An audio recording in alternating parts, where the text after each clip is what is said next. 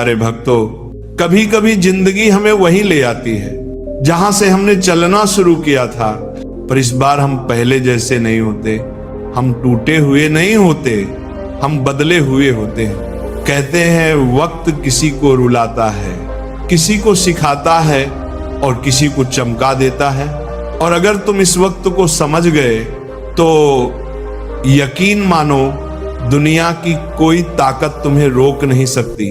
ये कहानी सिर्फ एक इंसान की नहीं, ये उन सब की कहानी है जो जीवन में गिरते हैं, उठते हैं और फिर पहले से भी ज्यादा चमकते हैं। ये कहानी है उस इंसान की जिसे दुनिया ने कहा तू नहीं कर पाएगा, पर उसने मुस्कुराकर जवाब दिया रुको, अभी मेरा वक्त आया ही कहां है।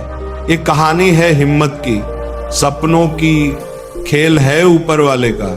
लिखता भी वही है, मिटाता भी वही है, भटकाता भी वही है, राह दिखाता भी वही है, उलझाता भी वही है, सुलझाता भी वही है। जिंदगी की मुश्किल घड़ी में देखता भी नहीं मगर साथ देता भी वही है।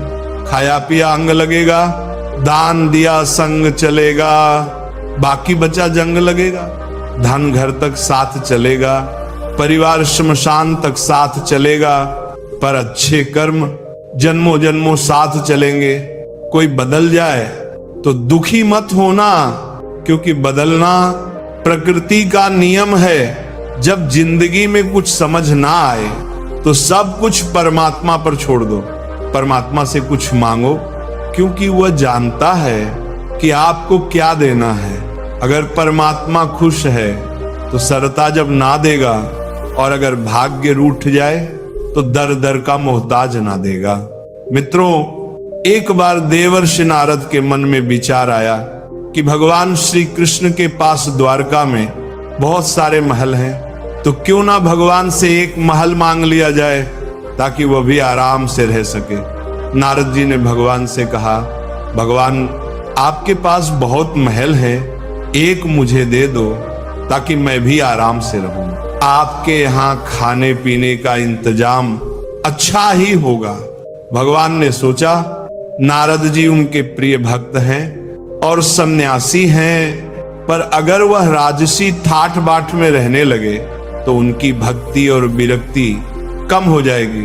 अगर भगवान सीधे मना कर देते तो नारद जी नाराज हो जाते और सोचते कि इतने महल होते हुए भी एक नहीं दिया जा रहा।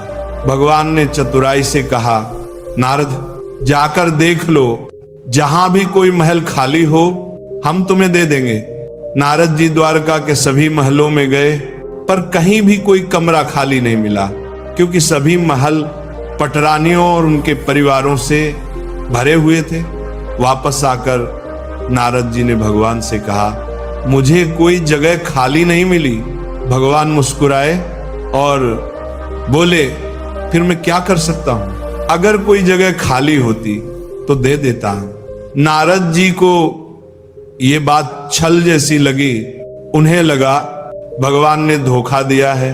नारद जी के मन में विचार आया, भगवान ने मेरे साथ धोखा किया है तो अब मैं भी उन्हें सबक सिखाऊंगा। फिर वो भगवान की पत्नी रुक्मिणी जी के पास पहुंचे। रुक्मिणी जी ने नारद जी का बड़ा आदर सत्कार किया। नारद जी कुछ दिन रुक्मिणी जी के साथ रहे और फिर एक दिन उन्होंने उन्हें दान और मान की महिमा समझानी शुरू की। नारद जी बोले, जिस चीज का दान करोगे वही चीज अगले जन्म में तुम्हें फिर मिलेगी। रुक्मिणी जी को यह बात अच्छी लगी। नारद जी ने पूछा, आपको सबसे अधिक प्रेम किससे है? रुक्मिणी जी ने उत्तर दिया, भगवान श्री से। नारद जी ने कहा, अगर आप चाहती हैं कि अगले जन्म में भी आपको भगवान ही मिले तो आपको उनका दान कर देना चाहिए। रुक्मिणी जी ने सोचा, अगर दान करने से हर जन्म में उन्हें भगवान श्री कृष्ण ही मिलेंगे तो यह दान सबसे श्रेष्ठ हुआ। उन्होंने भगवान श्री कृष्ण का दान करने का संकल्प ले लिया। यह सुनकर नारद जी तुरंत भगवान श्री कृष्ण के पास गए और बोले, भगवान उठिए, अब आपको मेरे साथ चलना है। भगवान ने पूछा, कहाँ और क्यों? नारद जी बोले, मैंने आपको दान में ले लिया है, अब आपको मेरे साथ आना होगा। आपने मुझे महल नहीं दिया, तो अब मैं आपको ही लेकर जाऊंगा। भगवान ने पूरी बात सुनी और सुनने के बाद कहा, अगर रुक्मणी ने दान कर दिया है तो ठीक है, मैं चलता हूं, लेकिन पहले उससे मिल तो आऊं। भगवान ने अपने रेशमी वस्त्र उतार दिए और आभूषण भी हटा दिए, सन्यासी का भेष धारण किया, भस्म लगाई, कमंडल उठाया और रुक्मणी जी के पास पहुंचे। रुक्मणी जी उन्हें इस रूप में देखकर घबरा गई। उन्होंने पूछा, भगवान क्या हो गया? आपने साधु का भेष क्यों धारण कर लिया?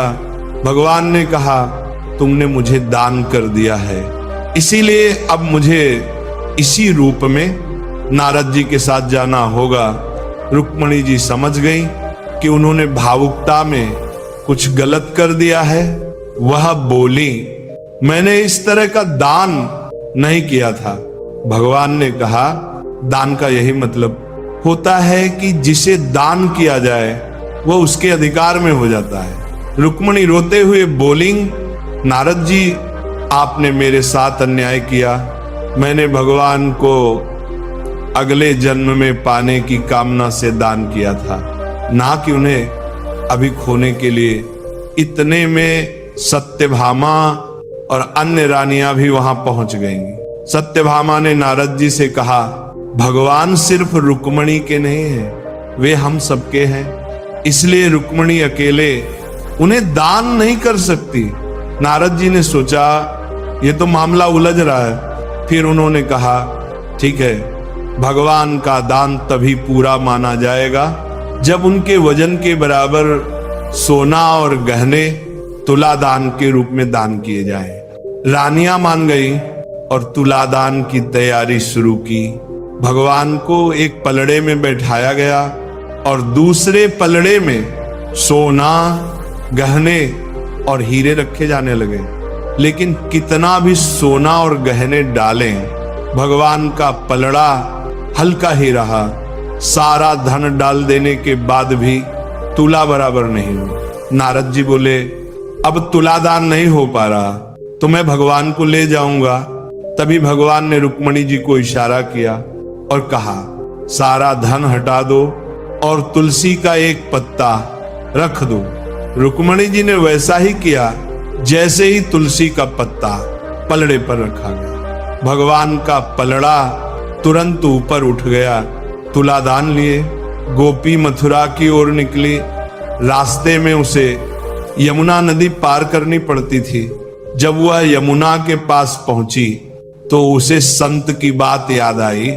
उसने सोचा, संत ने कहा था, भगवान का नाम भवसागर से पार लगा देता है, तो क्या भगवान का नाम मुझे इस साधारण सी नदी से पार नहीं करा सकता? ये सोचकर गोपी ने निस्वार्थ भाव से भगवान का नाम लिया और यमुना में कदम रख दिया। जैसे ही उसने पैर रखा, उसे ऐसा लगा मानो वो जमीन पर चल रही हो। बिना किसी कठिनाई के उसने पूरी यमुना पार कर ली। गोपी खुश हो गई और बोली, संत ने तो बड़ा अच्छा तरीका बताया, अब रोज नाविक को पैसे भी नहीं देने पड़ेंगे। कुछ दिनों बाद गोपी ने सोचा, संत ने उसका इतना भला किया है तो उसे संत को अपने घर भोजन के लिए जरूर बुलाना चाहिए। अगले दिन दूध बेचने के बाद उसने संत से कहा, बाबा कृपया मेरे घर भोजन करने पधारें। संत ने निमंत्रण स्वीकार कर लिया। जब दोनों यमुना के किनारे पहुंचे, संत ने नाविक को बुलाने के लिए कहा। गोपी बोली, बाबा आप नाविक को क्यों बुला रहे हैं? हम तो ऐसे ही यमुना पार कर लेंगे। संत चौंक कर बोले, कैसी बातें कर रही हो गोपी, बिना नाव के यमुना कैसे पार करेंगे? गोपी ने सरलता से कहा, बाबा आपने ही कथा में कहा था कि भगवान के नाम का जाप करने से भवसागर पार हो जाता है, तो यमुना क्यों नहीं? मैं रोज भगवान का नाम लेकर ही यमुना पार करती हूं। संत को विश्वास नहीं हुआ, उन्होंने कहा तू पहले चल, मैं तेरे पीछे आता हूं। गोपी ने रोज की तरह भगवान का नाम लिया, यमुना में कदम रखा और सहज ही नदी पार कर गई। संत ये देखकर भी यकीन नहीं कर पाए। उन्होंने पानी में कदम रखा और छपाक सीधे नदी में गिर पड़े। ये देखकर गोपी वापस आई और बोली, बाबा आ जाइए, मेरा हाथ पकड़िए।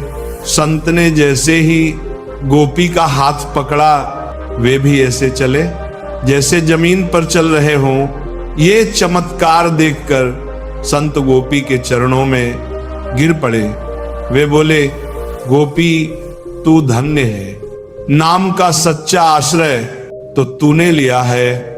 मैंने नाम की महिमा तो बताई, पर उसका सही सहारा कभी नहीं लिया।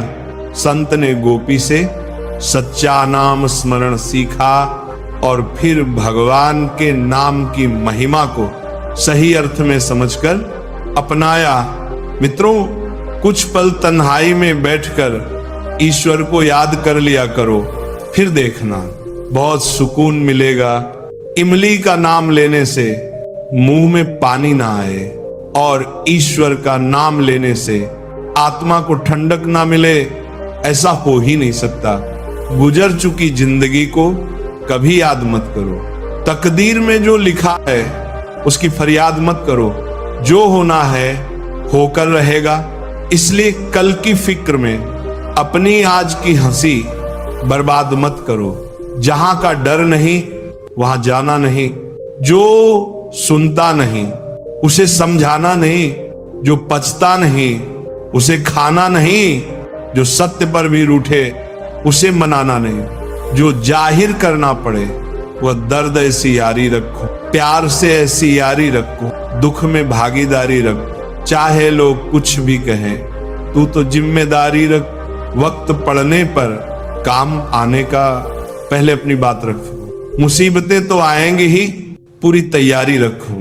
रंग कामयाबी का मिले या ना मिले, जंग जारी रख। बोझ लगेंगे सब हल्के दिल को, पर मन भारी रख। मन जीता तो सब जीता, कायम अपनी खुददारी रखो। किसी ने पूछा, सब कुछ खो देने से भी ज्यादा बुरा क्या है? जवाब बेहद खूबसूरत था। सब कुछ खो देने से ज्यादा बुरा उस उम्मीद का खो देना है जिसके भरोसे हम सब कुछ फिर से वापस पा सकते हैं। याद रखना, जिसके पास उम्मीद है वह लाख बार हार कर भी नहीं हारता। जीवन में कभी निराश मत होना। निराशा एक दलदल है। पहला कदम आप रखते हो, दूसरा कदम दलदल खुद खींच लेता है। जिंदगी एक हसीन किताब है, पर जरूरी तो नहीं कि हर पन्ना हसीन हो। अगर कोई ऐसा पन्ना आ जाए जिसमें सुकून ना मिले, राहत ना मिले, तो गम मत करना, सब्र करना। क्योंकि अगर ईश्वर तुमसे वह चीज छीन लेता है जिसे खोने का ख्याल भी तुम्हें डरा देता था, तो यकीन मानो वो तुम्हें वो चीज भी देगा जिसकी तुम कल्पना भी नहीं कर सकते। उसके घर देर है, अंधेर नहीं। जिंदगी हसीन है, इससे प्यार करो। रात अंधेरी हो तो क्या, सुबह का इंतजार करो। मुश्किलें तो सबका ध्यान खींचती हैं, पर किस्मत से ज्यादा खुद पर एतबार करो। जब एक दरवाजा बंद होता है तो दूसरा दरवाजा खुलना तय है, लेकिन हम बंद दरवाजे को इतने अफसोस से देखते रहते हैं कि वह नया खुला दरवाजा दिखता ही नहीं। बुरा समय आपको वो सच्चाइयां दिखाता है जो अच्छे समय में कभी दिखती ही नहीं। कठिनाइयां मजबूत बनने की सीढ़ियां हैं, इसलिए खुशी मनाओ कि भगवान ने तुम्हें चुना है। जिंदगी आसान नहीं होती, इसे आसान बनाया जाता है। थोड़ा सब्र करके, थोड़ा बर्दाश्त करके और बहुत कुछ नजरअंदाज करके। खुद को कभी अकेला मत समझो। सोचो कि तुम अकेले हो, पर अकेले ही काफी हो। अगर तुम उस इंसान की तलाश कर रहे हो जो तुम्हारी जिंदगी बदल देगा, तो आईने में देख लो, अपना रास्ता खुद बनाओ। हम अकेले आते हैं और अकेले ही जाते हैं। किस्मत का फैसला हमारे अलावा। हर दिन को एक उम्मीद के साथ शुरू करो, हर दिन को एक नई उम्मीद के साथ शुरू करो और उसका अंत एक नई सीख, एक नए अनुभव और एक सकारात्मक सोच के साथ करो। ये मायने नहीं रखता कि आज कितना कठिन था, क्योंकि आने वाला कल हमेशा एक नया अवसर लेकर आता है चीजों को बेहतर बनाने का, खुद को बेहतर बनाने का। अगर तुम्हें सोचने की आदत है तो आज की बात सोचिए। बीता हुआ कल तुम्हें पीछे खींचने ना पाए। अगर कोशिश करनी है तो खुद को ऊपर उठाने की कोशिश कीजिए, और अगर दृष्टि उठानी है तो ऊपर की ओर उठाइए। वही दिशा सही है, वही दिशा उजाले की है। आप जो भी करें इस भावना के साथ करें कि हर प्रयास आपको बेहतर बनाएगा, हर कदम आपको प्रगति की ओर ले जाएगा। सब्र वह वृक्ष है जिसकी जड़ें भले कड़वी हों, पर उसके फल हमेशा मीठे ही होते हैं। समय समय पर खुद को बदलना सीखो, क्योंकि हर बार रास्ता बदलने से हल नहीं निकलता। कई बार इंसान को खुद अपने भीतर बदलाव लाना पड़ता है। अक्सर दिल वही तोड़ते हैं जिन्हें उसे जोड़ना कभी आता ही नहीं। जो बुरे वक्त में साथ देते हैं, अच्छे वक्त आने पर वही लोग भुला दिए जाते हैं। दुनिया का यही दस्तूर है। मैंने देखा है, अंधा आदमी जब आंखों की रोशनी पाता है तो सबसे पहले अपनी छड़ी फेंक देता है जिसने उसे हर कदम पर सहारा दिया। ये इंसान की फितरत है। किसी की तारीफ पाने के लिए कभी कोई काम मत करो। जो भी करो दिल से करो, फिर लोग तारीफ करें या आलोचना, दोनों को धैर्य से सहन करो। अगर अपनी कदर देखनी है तो मरना पड़ेगा, क्योंकि इंसान के मरने के बाद ही उसकी कीमत समझी जाती है। राय भी उसी से ली जाती है जो निस्वार्थ देता हो, वरना आज की दुनिया में हर कोई अपने फायदे का हिसाब ही लगाता है। कुछ लोगों के सीने में दिल की जगह कैलकुलेटर होता है। हाथ मिलाने से पहले ही हिसाब लगा लेते हैं कि फायदा कितना होगा। बुरा वक्त ही असली पहचान कराता है कि कौन अपना है और कौन पराया। अच्छे वक्त में तो सब अपने ही लगते हैं। अगर आपके काम पर लोग हंसते हैं तो दुख मत करना, क्योंकि उनकी हंस ही आपके हंसने वाले दिनों की दस्तक होती है। अगर आप सही हैं तो कुछ लोग आपसे नफरत करेंगे, क्योंकि सच को हर कोई सह नहीं सकता। इंसान की पहचान उसके कर्मों से होती है, वरना दुकानों में तो पुतले भी बहुत अच्छे कपड़े पहनते हैं। यदि मतलब के कारण किसी को छोड़ना हार है तो ऐसी हार को अपनाने से कभी मत डरना। सभी से बातें करो, पर भरोसा सिर्फ खुद पर ही करो। किस्मत मेहनत की दीवानी है। जहां मेहनत होगी वहीं किस्मत होगी। अगर जीवन में कुछ अलग करना है तो भीड़ से हटकर चलो। आदत, कसम और कलम, ये तीनों समझकर ही उठाओ, क्योंकि ये बहुत भारी होती हैं। श्वास और विश्वास दोनों अलग अलग चीजें हैं, पर दोनों का काम एक ही है। श्वास चली जाए तो शरीर मर जाता है, और विश्वास चला जाए तो आत्मा मर जाती है। सच्चा स्नेह करने वाला कभी आपका बुरा नहीं कर सकता। वह सिर्फ आपको बुरा बोल सकता है क्योंकि उसकी नजरों में फिक्र होती है और दिल में आपके लिए सच्चा प्रेम। इस दुनिया में हर इंसान उसी चीज पर रोता है जो उसके पास नहीं होती, और जो चीज उसके पास होती है उसकी कदर नहीं करता। जब वो चीज चली जाती है तब उसके आंसू निकलते हैं। मंजर धुंधला हो सकता है, मंजिल नहीं, दौर बुरा हो सकता है, जिंदगी नहीं, छल में भले बल हो, लेकिन प्रेम में शक्ति भी है, सत्य भी है और स्थिरता भी है। आज भी हाल वही है, आज भी हाल यही है। पसंदीदा चीज का मिल जाना भी इम्तिहान है और उसका खो जाना भी इम्तिहान है। याद रखना, परमात्मा हमेशा इंसान को उसकी पसंदीदा चीजों के जरिए ही आजमाता है। अगर आप अकेले पड़ गए हो तो परेशान मत होना, अकेला वही होता है जो सही फैसले लेता है। जिसने भरोसा तोड़ा हो उसके लिए बस एक ही सजा काफी है, उसे जिंदगी भर की खामोशी तोहफे में दे दो। अगर माता पिता तुम्हें डांटते हैं तो बुरा मत मानना, सोचना इतना ही, गलती होने पर माँ बाप नहीं डांटेंगे तो और कौन डांटेगा। और कभी किसी से छोटी सी गलती हो जाए तो यह सोचकर माफ कर देना कि गलती छोटे नहीं करेंगे तो और कौन करेगा। जब से परीक्षा वाली जिंदगी खत्म हुई है तब से असली जिंदगी की परीक्षा शुरू हो गई है। आज मुझे एक नया अनुभव हुआ।